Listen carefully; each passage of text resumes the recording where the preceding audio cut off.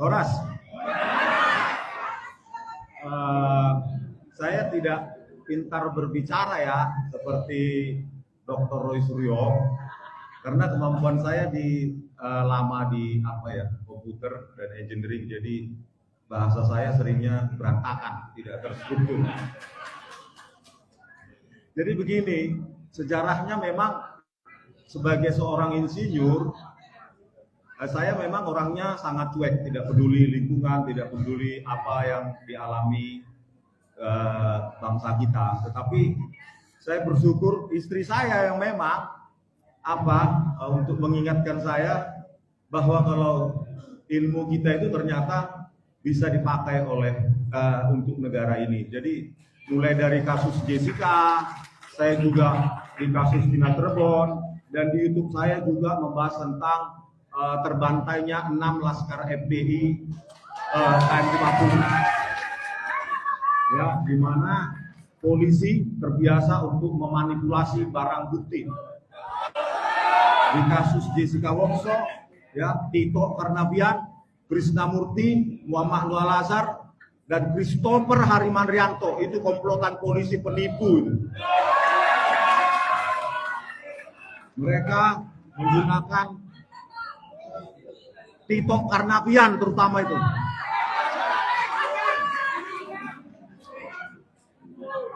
Dialah jenderal, maaf ya Pak jenderal polisi pengkhianat. Harusnya saya sudah adukan lewat pengaduan masyarakat 6 kali, tetapi selalu diabaikan oleh Jenderal Listio Sigit Prabowo. Ya. Jadi Pak Listio ini memang Kapolri yang banci dan pengecut. Terkait dengan kasus ijazah palsu ini,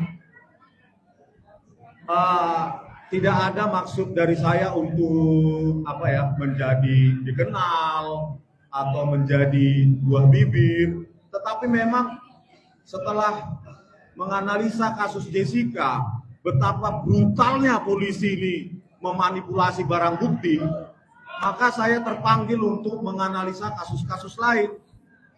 Sampai di titik ini menganalisa skripsi dan ijazah palsu Joko Widodo.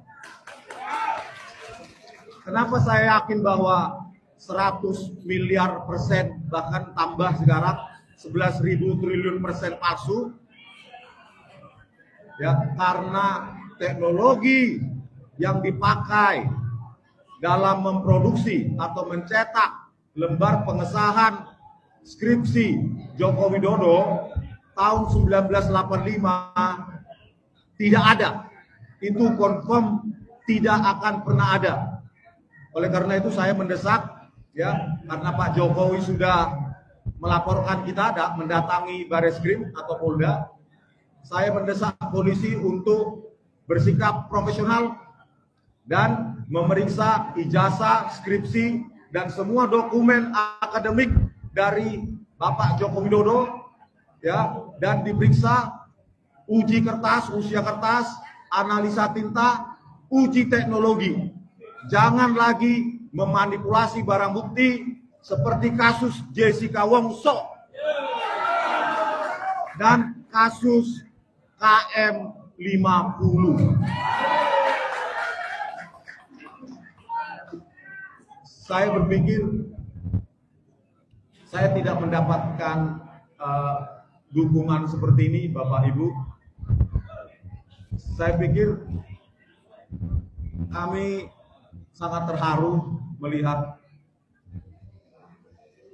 harapan Bapak Ibu supaya kelak, ya, kenapa kita harus bongkar ini, supaya kelak tidak ada lagi presiden yang tipu-tipu, ijazah dan skripsinya palsu.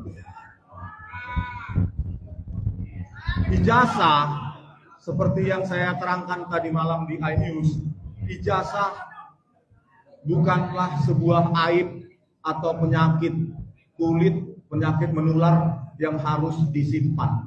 Ijazah UGM merupakan kebanggaan bagi seseorang dalam proses akademiknya.